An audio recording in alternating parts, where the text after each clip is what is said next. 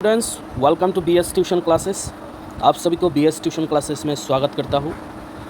आज का टॉपिक देखिए, how to get 90 plus in English.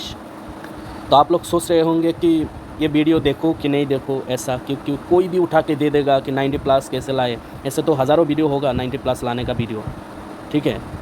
और सबसे पहले आपको बता देता हूँ कि 90 प्लस जिसको आया है वही बता सकता है कि 90 प्लस कैसे लाया जा सकता है, ठीक है। और मैं आपको बता दूँ कि मेरा हाई सेकेंडरी में मेरा 93 मार्क्स था, ठीक है। कितना था? 93। और भी ज़्यादा अगर मेहनत में करता तो शायद 95 से प्लस आ जाता। तो जो भी हो 90 प्लस आया था। मैं तो बता सकता हूँ कि 90 प्लस कैसे आ सकता है, ठीक। मैं ऐसा ही नहीं बोल रहा, एवं ही नहीं बोल रहा हूँ, ठीक है। और 90% भी मेरा था हाई सेकेंडरी में, ठीक है। तो मैं कम से कम ये बता सकता हूँ कि आप लोग 90% तक कैसे लाए और 93 से ज़्यादा आप कैसे ला सकते हैं, मैं ये आपको बताने वाला हूँ। तो मैं यहाँ पर तो आपको तो प्रूफ दिखाना चाहिए था, तो एक काम करूँगा, मैं यहाँ पर मेरा मार्कशीट का जो इंग्लिश वाला पोर्शन है मैं उसको मैं यहाँ पर दे दूँगा, आप लोग देख लीजिएगा, ठीक है। बिल्कुल। तो चलो शुरू करते हैं। और सबसे पहले तो मैं चाहूँगा कि सब्सक्राइब कर ले हमारे चैनल को, ऐसे ही ज़बरदस्त वीडियो मैं लाता रहूँगा। बहुत स्टूडेंट्स हैं जिन्होंने कहा है सर ऐसा वीडियो बनाओ ताकि हम लोग 90 प्लस ला सकें। आप कोई भी बोर्ड से हो, आप इंग्लिश के बारे में पूछो या फिर कोई भी सब्जेक्ट, ठीक है, 90 प्लस कैसे लाया जा सकता है, बस वही टिप्स आपको यहाँ पर देने वाला हूँ। आप कोई भी सब्जेक्ट में अप्लाई कर सकते हो, ठीक है। तो देखो, सबसे पहले तो आपको पढ़ना स्टार्ट करना पड़ेगा। अगर आप ऐसे सोच रहे हैं कि मैं कल पढ़ूंगा, परसों से पढ़ूंगा, छुट्टी मिलने वाला है तब से पढ़ूंगा, ऐसा नहीं होता। आप लोग अलग पांडे सर को सुना होगा, देखा होगा, फिज़िक्स वाला का। वो हमेशा एक बात बोलता रहता है कि बच्चों पढ़ना शुरू कर दो। स्टार्टिंग शुरू अगर नहीं करोगे तो कैसा होगा। अगर आप चैम्पियन बनना चाहते हो तो शुरुआत तो करना पड़ेगा, क्योंकि सक्सेस का हर स्टेप पहला स्टेप से ही शुरू होता है। सक्सेस तभी जाके आपको मिलेगा अगर आप एक पहला स्टेप अगर लोगे तब, ठीक है। तो पढ़ना स्टार्ट कर दो, जैसे भी हो। कम से कम ऐसा करो 10 मिनट के लिए ही कम से कम स्टार्ट कर दो कि मैं 10 मिनट पढ़ लेता हूँ। आपका अगर हैबिट नहीं है पढ़ने का तो 10 मिनट कम से कम स्टार्ट कर दो, मैं 10 मिनट पढ़ूँगा, ठीक है। 10 मिनट पढ़ने के बाद फिर से अपने ब्रेन को बेवकूफ़ बना दो, फुल बना दो, और 10 मिनट पढ़ लेता हूँ, ज़्यादा नहीं, 10 मिनट बस, ठीक है। चलिए नेक्स्ट क्या है, कॉन्सेप्ट। बहुत इंपॉर्टेंट है ये वाला। आप जब भी जो भी चीज़ पढ़ना, कॉन्सेप्ट क्लियर करके ही पढ़ना, ठीक है।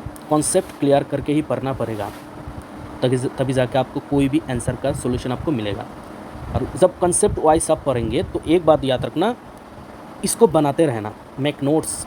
छोटा छोटा क्वेश्चन इंग्लिश में क्लास 12 का हो या फिर क्लास 10 का हो, छोटा छोटा क्वेश्चन ज़्यादा आता है। 1 मार्क 2 मार्क, 1 मार्क 2 मार्क, आधा मार्क, ये ज़्यादा से ज़्यादा आता है। तो जब भी आप कॉन्सेप्ट लाइन बाय लाइन पढ़ते रहेंगे ना टेक्स्ट, तो आपको क्या करना है, अंडरलाइन करके जाना है। और छोटा छोटा जब क्वेश्चन बनेगा वो क्वेश्चन आपको निकालना है, ठीक है। और नोट्स तो बनाना ही बनाना है। जब आप नोट्स बनाते रहेंगे ना, तब आपका दिमाग भी काम करता रहेगा, आपका हाथ काम करता रहेगा। मतलब हम 5 इंद्रिय बोलते हैं ना, 5 इंद्रिय, वो 5 इंद्रिय आपका काम करता रहेगा। माइंड काम करेगा, हाथ काम करेगा, बॉडी काम करेगा, आपका मुंह काम करेगा, आपका आंखें काम करेगा। तो नोट्स बनाते रहना, क्योंकि वो नोट्स फ्यूचर में जाके आपका काम आएगा एग्ज़ाम के पहले। उसके बाद ये बहुत इंपॉर्टेंट है, कोई भी स्टूडेंट्स अगर किताब पढ़ता है या फिर नहीं पढ़ता है, लेकिन ये वाला चीज़ तो करना ही है।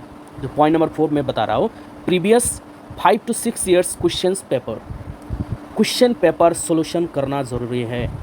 आप लोग एक काम करो, जिसको 10 साल का लेना है 10 साल का ले लो, नहीं तो कम से कम तो 5 से 6 साल का क्वेश्चन पेपर तो सोल्यूशन करना ही करना है। क्योंकि मैं ये दावा करता हूँ कम से कम 80 plus mark, 80 plus question common आएगा ही आएगा। 80 प्लस तो कॉमन आ जाएगा अगर आप 5 to 6 ईयर्स का क्वेश्चन अगर सॉल्व करते हो तो, ठीक है। तो previous year question paper solve करो भाई। कोई अगर चाहता है भाई मैं एकदम कमज़ोर हूँ इंग्लिश में, मेरा 40-50 से ज़्यादा आता ही नहीं है, ठीक है, तो वो ये काम कर सकता है कि वो प्रीवियस ईयर क्वेश्चन पेपर पढ़ सकता है।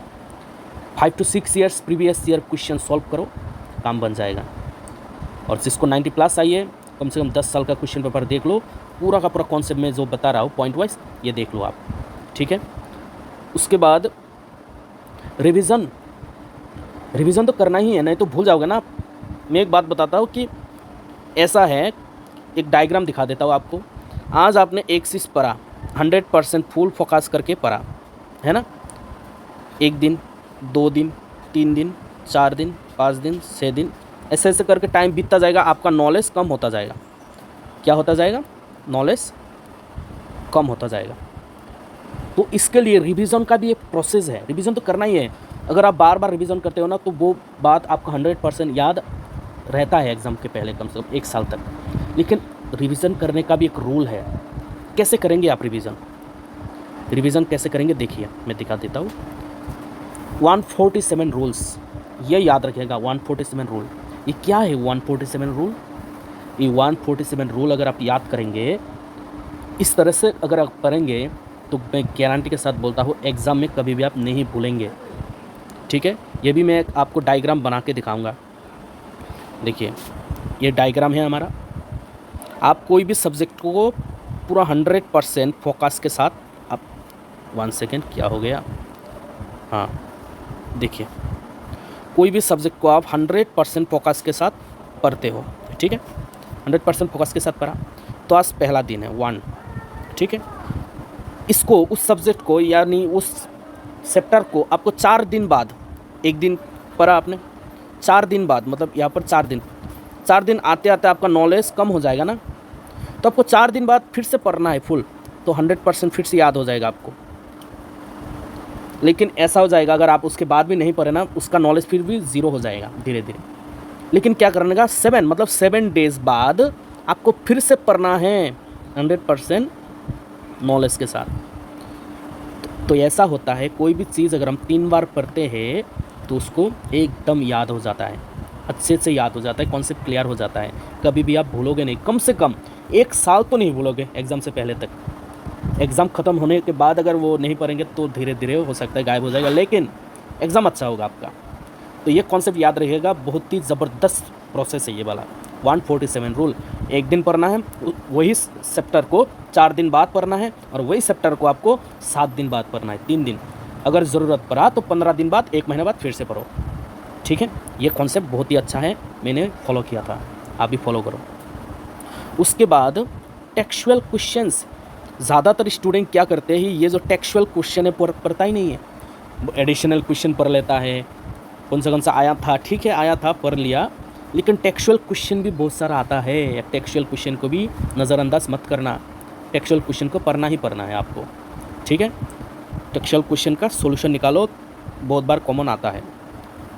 उसके बाद कीप सिलेबस बिफोर यू, ज़्यादातर स्टूडेंट क्या करता है, उनको सिलेबस ही पता नहीं होता, वो सिलेबस रटना चाहता है कि सिलेबस मुझे याद हो जाएगा, ऐसा होता नहीं है।